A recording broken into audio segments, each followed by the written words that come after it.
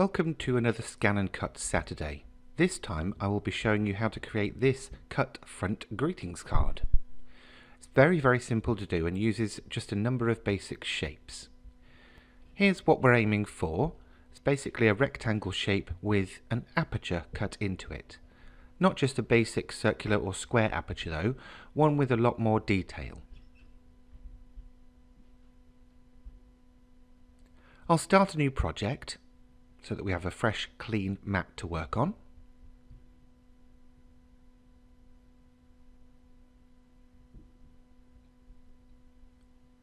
Then I will load in a basic circle.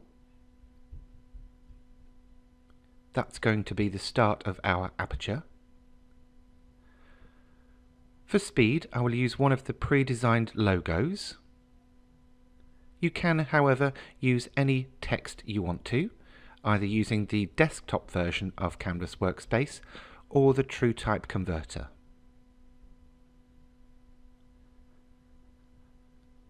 I'm going to resize that word so that it fits within the circle, but that some of it extends beyond the circle as well.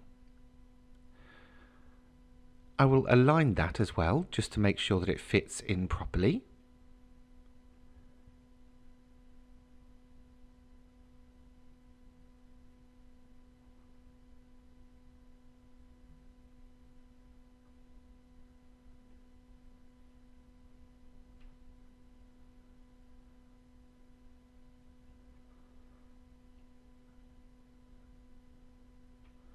Next, I will use the subtract function from the process overlap features to punch that word through the circle. I'll apply some colour to this shape so you can see a better idea of the result that we got.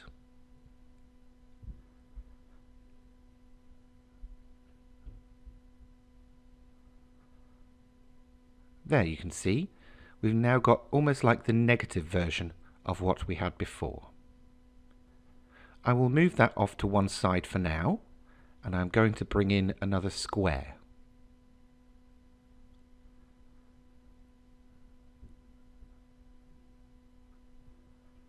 I will duplicate by pressing the D key on my keyboard, and then I'm going to resize this, but I want it to be longer than it is tall, so I turn off the aspect ratio and type the measurements in. I've gone for 6 inches tall by 12 inches wide. With my second circle, because I want it to be 6 by 6, I'll just turn the aspect ratio back on and type the measurement into one of those boxes. Now, using my path tool, I'm just going to create a single vertical line. So you click to set the first point and double click to set the end point. And I will change that to be a dashed line. I'll move those off to the side for now, as I would like to create the floral embellishment. For this, I'm going to use this kite shape.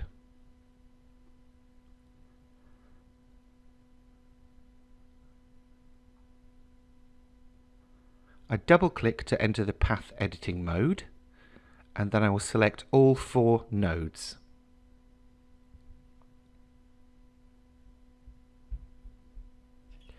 I'm changing them to the curved type, and then I'll grab one of the control points and move it on each of those points so that I have a nice teardrop shape when I'm finished.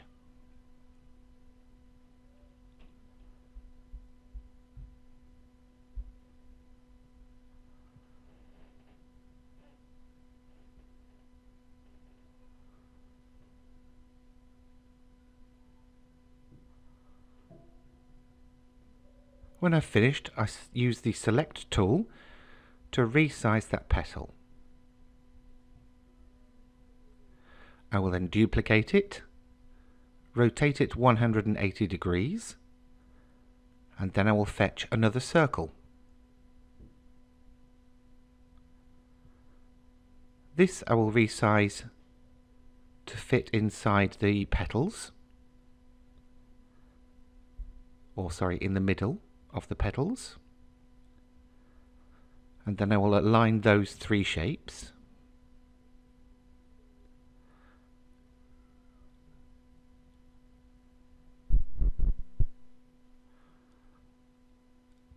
After selecting both petals, I will use the right-click menu to group them, and then I will duplicate them 3 times and rotate each group.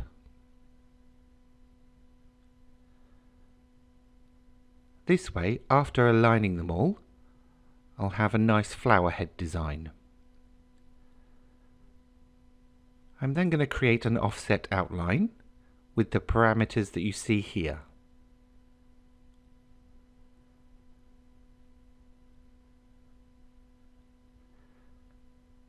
I will then select each of the larger petal shapes and weld them together.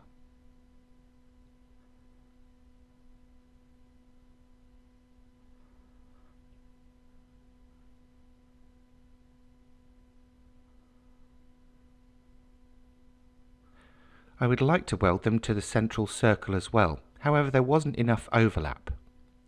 So I'm just going to move this off to one side and then move the circle and enlarge the circle and then re-weld.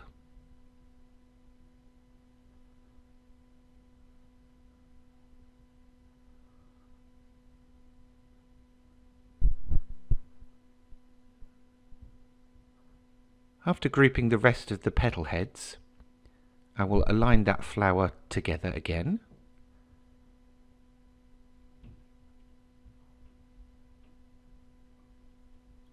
And I'll start moving it into position to see if it will look right. Because I wanted to resize everything on that flower head, I grouped them before I did the resizing. And I'd like a second flower head, so I just hit D on my keyboard. And I'll just change the size on this one a little bit. I will ungroup the first flower head, select the larger outline and my you and me central aperture, and then I will click subtract. I will send this shape to the back so that when I ungroup the next flower head, I can perform the same operation there.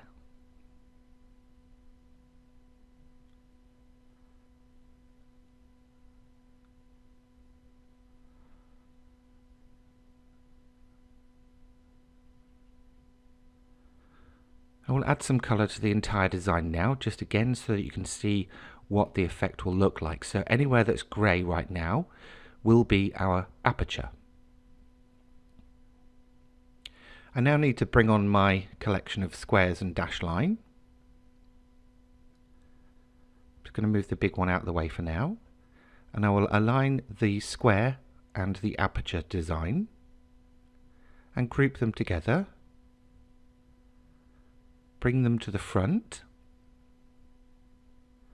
and then I will align the big rectangle with the square so that it sits to the right hand edge. I will then ungroup my aperture combo and delete the square.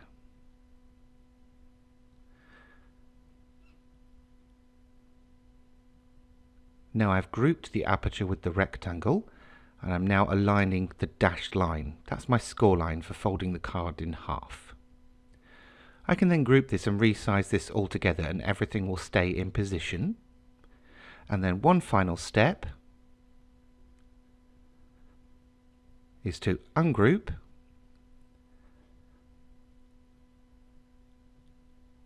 and then select the aperture and the large rectangle and subtract.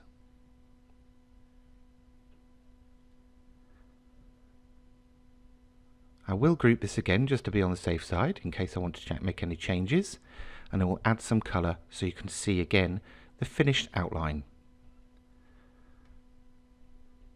And there we have it. That's our finished design.